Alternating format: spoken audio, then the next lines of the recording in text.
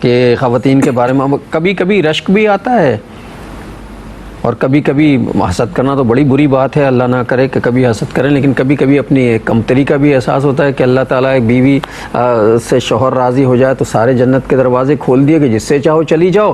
اور مردوں کے بارے میں کہا، انہیں تنبیہ کی کہ خبردار ان کا خیال رکھنا، اگر ان کے ساتھ ذرا سی جو ہے زیادتی کی تم نے تو تم سے پوچھ لیں گے ہم جا کے۔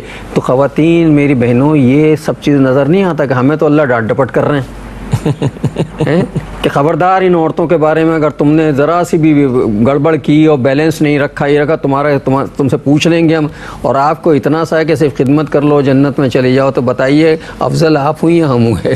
یہ یوں کہیے کہ جنت کے حصول کا معاملہ آسان کس کے لیے ہوا؟ عورت کے لیے ہوا۔ اسی طرح آپ بھی والد ہیں، میں بھی والد ہوں، لیکن جب حضور سے پوچھا گیا صلی اللہ علیہ وسلم حسن سلوک کا سب سے بڑھ کر مستحق کون؟ ماں۔ پھر کون؟ ماں۔ پھر کون؟ ماں۔ پھر کون؟ باپ۔ یہاں بھی اللہ تعالیٰ کا توازن دیکھیے، جب حسن سلوک کی بات آئی تو ماں ماں ماں پھر باپ، لیکن جب اتھارٹی کی بات آئے گی تو باپ اوپر ہے۔ گھر کا سربراہ کس کو بنایا؟ مرد کو۔ یہ ذمہ داریوں کا معاملہ، ذمہ داری کا معاملہ، جس کے رتبے ہیں سوا اس کی سوا مشکل ہے۔ بالکل۔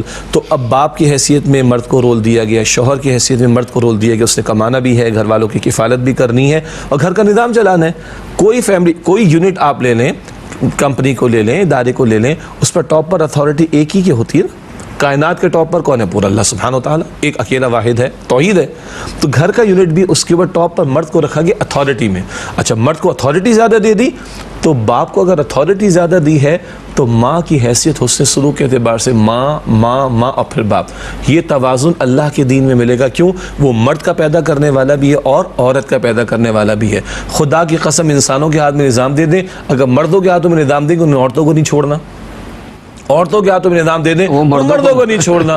تو اچھا، میں مرد ہو کے اپنا ہی سوچوں گا بھائی، مرد ہونے کے ناطے میں سوچ نہیں سکتا عورت ہونے کے ناطے۔ آپ میں کیا، میں باپ ہوں، آپ باپ ہیں، کیا میں اور آپ ماں کے جذبات کو فیل کر سکتے ہیں؟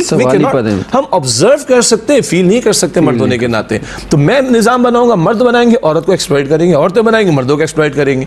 سبحان اللہ، اللہ مرد کا بھی خالق، اللہ عورت کا بھی خالق، اس کی مانیں گے تو وہاں کوئی اس طرح کا مسئلہ ہی پیش نہیں آئے گا۔